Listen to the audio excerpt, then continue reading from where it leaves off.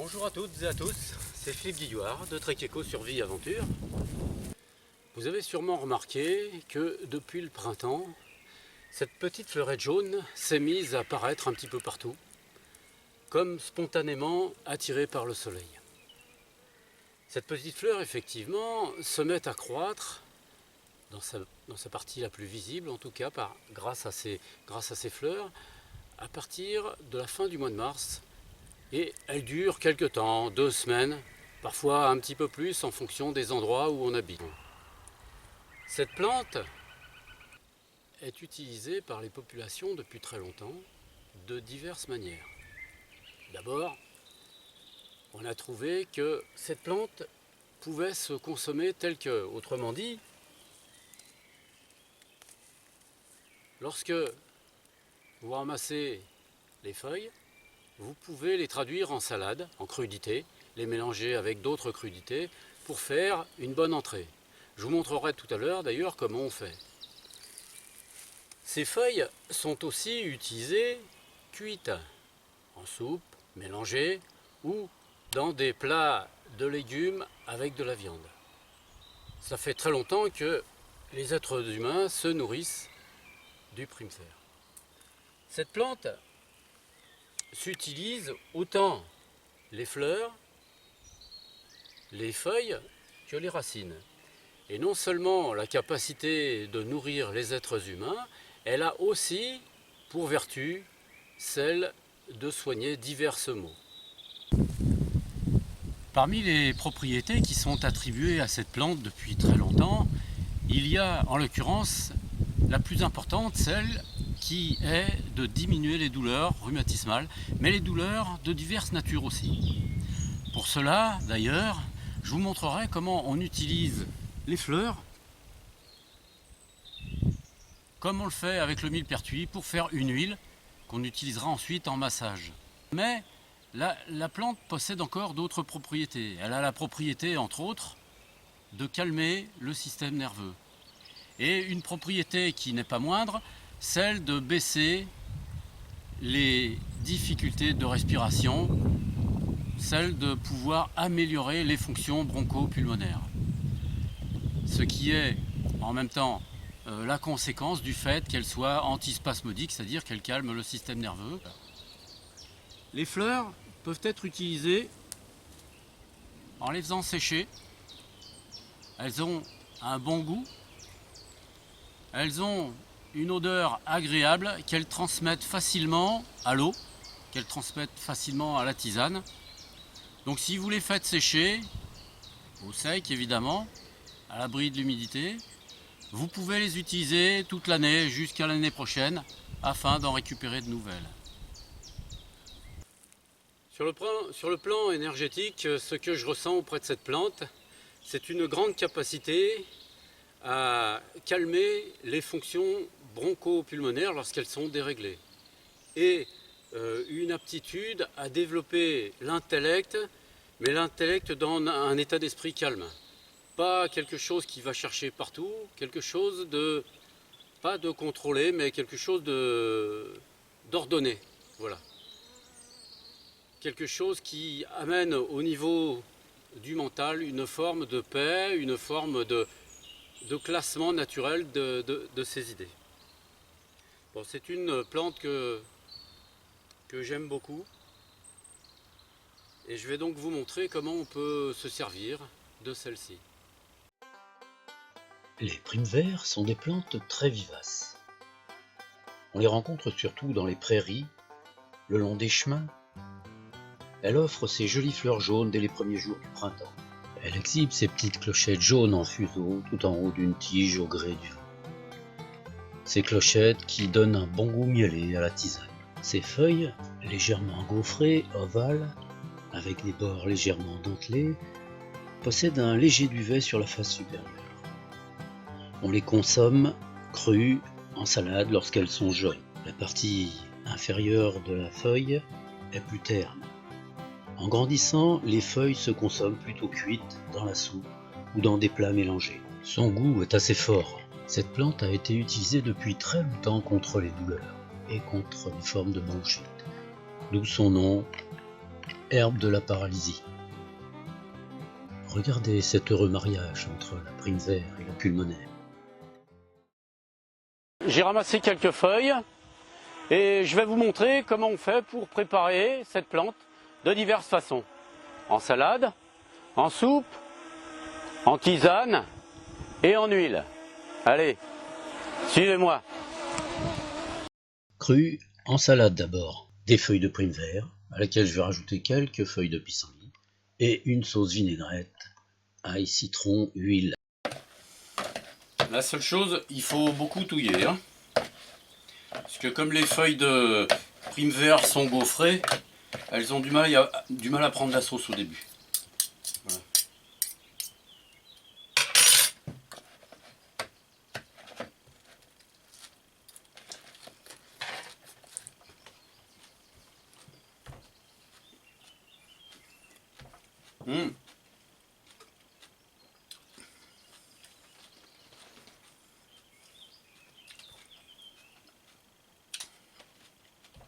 Ça, pour moi,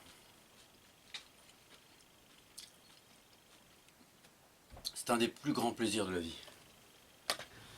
Ces salades de plantes sauvages ont un très grand avantage par rapport aux légumes habituels.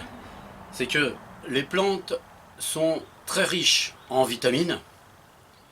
Et les vitamines des plantes sauvages sont d'une qualité qui est très largement supérieure à celle des légumes que nous consommons habituellement. D'autre part, lorsque vous avez consommé un petit saladier, là j'en ai pas mis beaucoup, mais bon je suis tout seul, vous avez des matières dans l'intestin qui sont suffisamment en quantité pour pouvoir entraîner tout ce que vous avez mangé dans la journée et voire hier. Donc ça nettoie l'intestin et en plus ça aide à évacuer ce que vous avez déjà consommé. Autrement dit, quand vous mangez, vous vous soignez en même temps pour ainsi dire. Seconde utilisation des primes verts, je récupère et je lave des feuilles de prime vert. Je les fais bouillir ensuite pendant une demi-heure, dans laquelle je rajoute une rondelle d'oignon et la moitié d'une gousse d'ail. Après une demi-heure de cuisson, voici la soupe enfin obtenue. Attention, c'est un petit peu fort. Troisième possibilité. Voici comment on fait l'huile antidouleur avec les fleurs de prime vert. Vous ramassez les fleurs fraîches, évidemment, et le plus vite possible. Vous essayez de garder juste la partie haute. Hein. Essayez de... Ne mettez pas la tige, c'est pas nécessaire. Et vous les mettez à l'intérieur du bocal.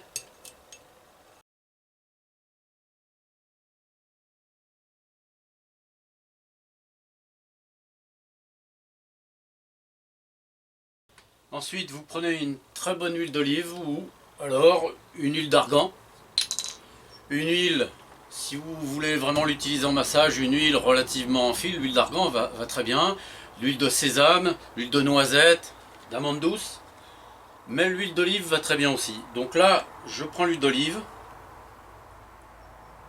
et je remplis mon bocal.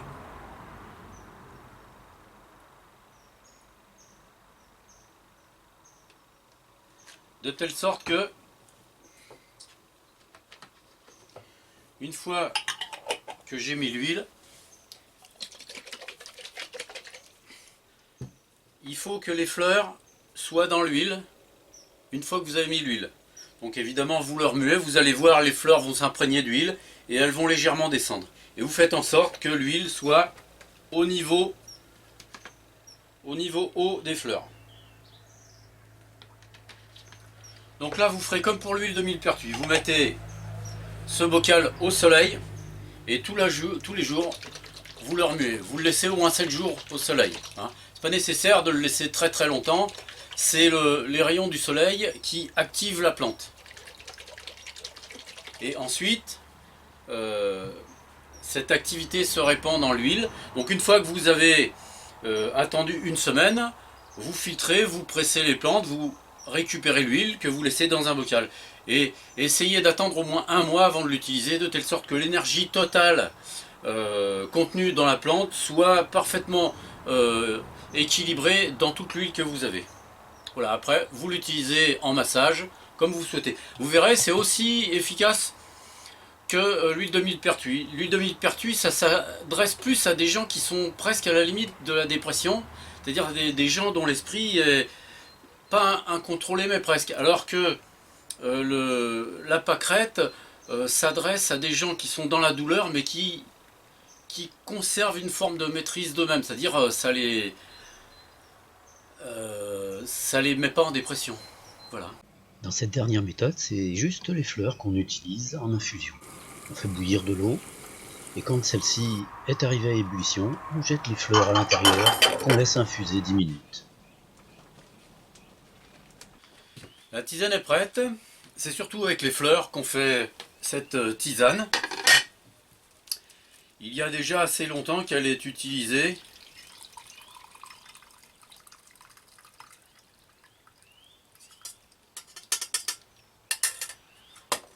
La tisane a une belle couleur jaune, une petite note sucrée, mielée. Cette tisane est utilisée surtout le soir parce qu'elle aide à dormir et en même temps qu'elle favorise la respiration. C'est une des façons les plus simples d'utiliser Les Primevères. les feuilles. Se conservent, je vous l'ai dit, mais les fleurs se conservent très très bien. Une fois que vous les avez séchées, vous pouvez les conserver pendant une année, c'est-à-dire jusqu'à l'année suivante pour pouvoir en ramasser de nouvelles.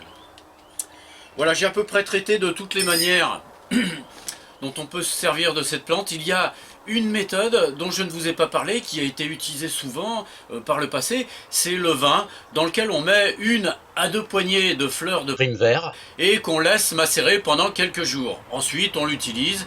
Ce vin a été utilisé contre les rhumatismes la plupart du temps. Je vous ai indiqué d'autres méthodes, vous pouvez les utiliser. La tisane sert aussi à lutter contre les rhumatismes. Écoutez, j'espère que cette vidéo, en tout cas, vous aura été utile. Vous savez que La Primevère ne dure pas très longtemps, donc si vous voulez en profiter, ramassez des feuilles pour les consommer, ramassez des fleurs pour en faire des tisanes ou une préparation à l'huile. En tout cas, bonne balade à toutes et à tous, et à bientôt dans une prochaine vidéo.